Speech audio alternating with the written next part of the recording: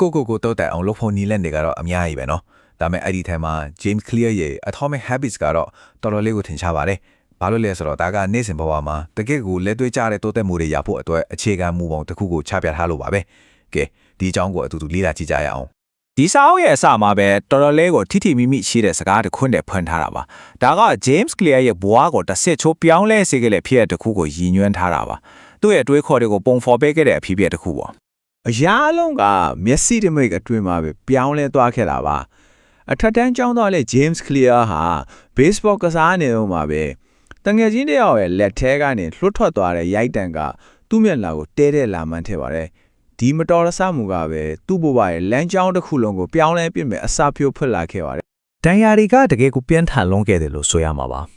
နှာခေါင်းကျိုးသွားတယ်ဦးခေါင်းခွာမှာဆိုလဲအဲ့ရည်ချီပဲမျက်လုံးခွက်နှစ်ခုလုံးတောင်ကွဲသွားတဲ့အထိပါပဲနောက်ဆုံးဆေးပေးပြီးမေ့မျောထားရတဲ့အခြေအနေထိရောက်ခဲ့တာပါဒါသူ့ဘဝရဲ့အနှိမ့်ဆုံးအချိန်အရာအလုံးကိုအစကနေပြန်ဆက်ခဲ့ရတဲ့အမှတ်တကူဖြစ်ခဲ့ပါတယ်ဒီလိုခက်ခဲတဲ့ပြလဲနာလန်ထူချင်းနေနဲ့ကလေးရတတ်မှုရှိတဲ့သင်ခန်းစာတစ်ခုကိုရခဲ့ပါတယ်အဲ့ဒါကတော့တိုးတက်မှုဆိုတာကြီးကြီးမားမားတစ်ကြိမ်တည်းနဲ့ဖြစ်လာတာမဟုတ်ပဲတင်းငယ်ပေမဲ့တစ်စိုက်မမလွတ်တဲ့စူးစမ်းအားထုတ်မှုတွေကနေပဲဖြစ်တည်ရတယ်ဆိုတာပါပဲဟုတ်ပြီအခုစောက်ရဲ့အဓိကအနှစ်သာရဖြစ်တဲ့အယူဆကိုစပ်ပြီးကြည့်ကြရအောင်ကလေးဟာဒီချက်ကိုသူ့ရဲ့ college ကျောင်းသားဘဝမှာရှာဖွေတွေ့ရှိခဲ့တာမှာAtomic Habits ရဲ့အဓိကချတဲ့ယူဝချက်ကဘာလဲဆိုတော့အန်ဩစရာကောင်းလောက်အောင်ရိုးရှင်းတဲ့တင်ချာနီးလေးတစ်ခုပါပဲအဲ့ဒါကတော့နေ့စဉ်နေ့တိုင်းကိုယ့်ကိုတရားခိုင်နှုန်းလေးပဲပိုကောင်းအောင်လှုပ်ဆောင်သွားဖို့ပါပဲတရားခိုင်နှုန်းဆိုတော့နယ်လေးလွတ်ထန်စရာရှိကပေါ့ဒါပေမဲ့မော်ဆန်တဲ့အပိုင်းကဒီမှာစကပဲဒီတရားခိုင်နှုန်းတိုးတက်မှုကိုတနည်းတိတာစက်တိုက်လုပ်သွားမယ်ဆိုရင်ရက်လက်ကအန်ဩစရာကောင်းလောက်အောင်ကိုပဲမူလထက်38စာထိပိုကောင်းလာမှာပါအဲ့ဒါကပေါင်းစုချင်းရဲ့အစွမ်းပါပဲတင်းငယ်တဲ့တိုးတက်မှုတွေရဲ့စွာကိုပိုပြီးမြင်သာသွားအောင်စာအုပ်ထက်ကဒီအားကောင်းတဲ့ဥပမာလေးကိုသုံးပြီးပြောထားပါတယ်ပိတ်ဆန်ကိုအတိုးပေါ်အတိုးဆင်စုတယ်လို့ပါပဲ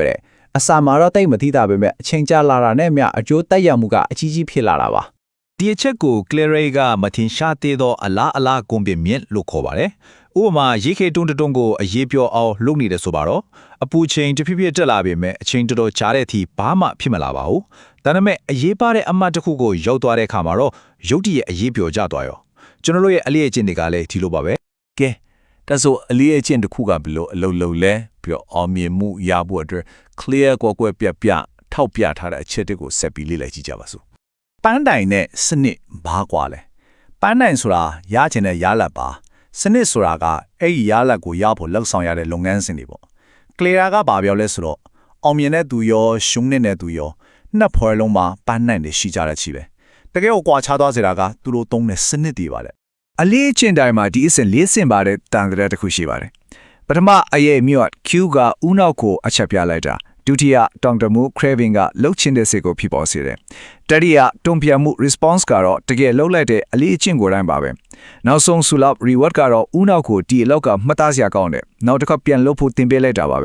ကာမီအခုအလေးအကျင့်ကောင်းတွေတိဆောက်ပြီးအကျင့်ဆိုးတွေကိုဖယ်ရှားဖို့အတွက်လက်တွေ့ကြကြအသုံးချလို့ရတဲ့မိုဘိုင်းတစ်ခုကိုမိတ်ဆက်ပေးပါမယ်ဒီမှာအလေးကျင့်ကောင်းတွေတိဆောက်ပြီးအကျင့်ဆိုးတွေကိုဖယ်ရှားဖို့အတွက်ဒီရမလေးကူကိုတွင်းနိုင်ပါတယ်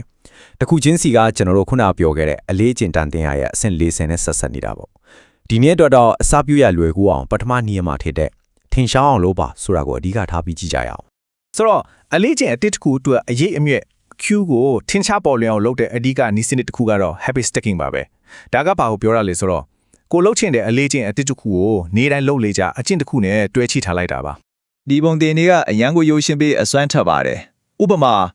မနက်ခင်း coffee ထော်ပြီးတာနဲ့10မိနစ်လောက်တရားထိုင်မယ်ဒါမှမဟုတ်ညစာစားပြီးတာနဲ့စောက်တမျက်နှာဖတ်မယ်ဒီလိုမျိုးလက်ရှိလုံနေကြအကျင့်တစ်ခုရဲ့နောက်မှာအကျင့်တစ်ခုကိုကပ်ပြီးထားလိုက်ရုံပါပဲ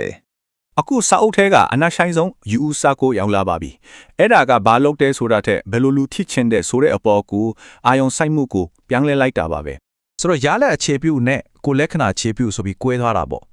မာရသွန်ပြေးမယ်ဆိုတာကပန်းနိုင်တခုဒါကရလက်အခြေပြုပဲဒါပေမဲ့ငါဟာအပြည့်သမားတယောက်ဆိုတဲ့ခံယူချက်မျိုးကကြတော့ကိုလက္ခဏာအခြေပြုဖြစ်သွားပြီပန်းနိုင်နေဆိုတာတစ်ချိန်မဟုတ်တစ်ချိန်ပြီးသွားနိုင်တယ်ကိုလက္ခဏာကတော့ရည်ရှိတဲ့ပါတင်းငယ်တဲ့အလေးအကျင့်တွေကဘာကြောင့်ဒီလောက်အစွမ်းထက်ရလဲဆိုတော့အဲ့ဒီအလေးအကျင့်တွေကကိုယ့်ရဲ့ကိုယ်တိုင်လက္ခဏာအသစ်တွေတက်တဲ့ပြပြီးမဲပေးညီတယ်လို့ဖြစ်နေလို့ပါပဲ လိုရတိုင်းဟာကိုယ့်ကိုပြန်လဲပုံဖော်နေတာနဲ့အတူတူပါပဲဒီရှင်းလင်းချက်ရဲ့အဆုံးမှာတော့ဒီမိခွန်းလေးကိုခြံထားခဲ့ချင်ပါတယ်ဖြစ်ချင်တဲ့လူတွေဖြစ်လာဖို့အတွက်ဒီနေ့မှာဘယ်လိုသိငယ်တဲ့အလေးချင်းလေးတစ်ခုနဲ့မဲတမဲစပြီးပေးလဲလို့ရမလဲအစားဖြစ်ဖို့အတွက်ကြီးကြီးမားမားတွေမလိုအပ်ပါဘူးသိငယ်တဲ့ခြေလမ်းတစ်ခုကနေပဲစားပြလိုက်ပါ